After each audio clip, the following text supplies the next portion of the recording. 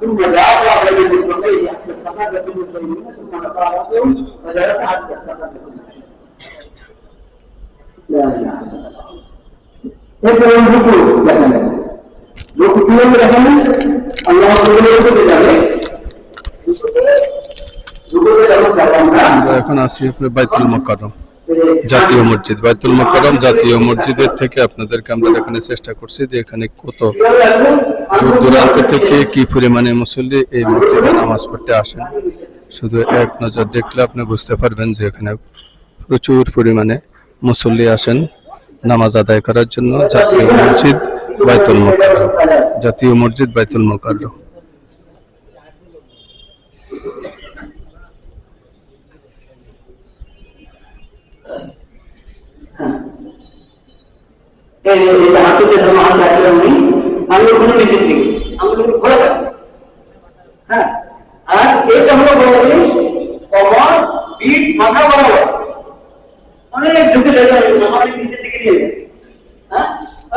বাইতুল মুকাররম জাতীয় মসজিদ হলো সিঁড়ি, আমরা সিঁড়ি দিয়ে উপরের দিকে ওঠার চেষ্টা করতেছি।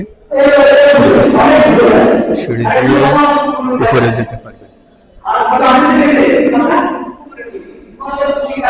আমরা উপরের দিকে যাচ্ছি। সিঁড়ি দিয়ে উপরের দিকে গেলে আপনি উপর থেকে আপনি আরো ভালোভাবে দেখতে পাবেন। এখন আমরা আছি দ্বিতীয় তলা।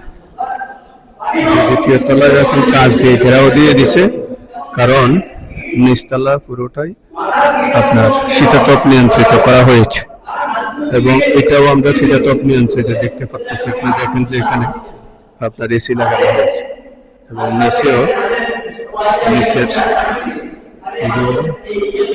চিত্রটা আপনি দেখতে পাচ্ছেন যে এখানে এসি লাগানো হয়েছে। জাতীয় মসজিদ বাইতুল মুকাররম হলো দ্বিতীয় তলা থেকে আপনাদেরকে আমরা নিচের অংশটা দেখানোর চেষ্টা করছি। আর এটা হলো দ্বিতীয় তলা, এখানে আপনার এসি লাগানো হয়েছে। এখানে কিন্তু কোনো ম্যাট নাই। এখানে দেখেন যে এখানে কোনো ম্যাট ওই পাশে ম্যাট আছে, ওই পাশে ম্যাট আছে এবং আমরা নিচে দেখতেছি নিচেও ম্যাট আছে। আমরা তৃতীয় তলার দিকে যাচ্ছি, তৃতীয় তলার অবস্থা কি।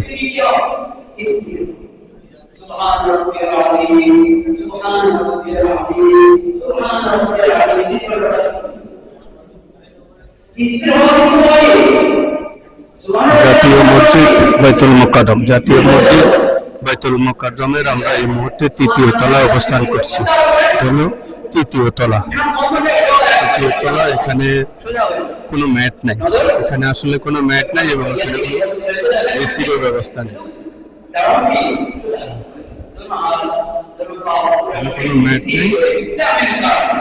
তৃতীয় তলা,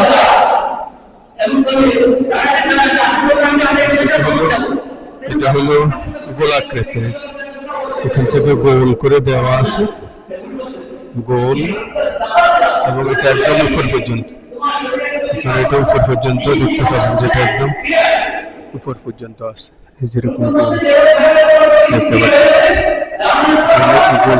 এবং এখান থেকে নিচে দেখা যায়, যে আপনি দেখতে পাচ্ছেন যে এখান থেকে পুরোই দেখা যায় নিচে, খুব সুন্দরভাবে নিচে দেখা যাচ্ছে। ইমাম সাহেবকে আপনি দেখতে পাচ্ছেন যে ইমাম সাহেব মিম্বারে বসে মিম্বারে এখন ওয়াজ করতেছেন।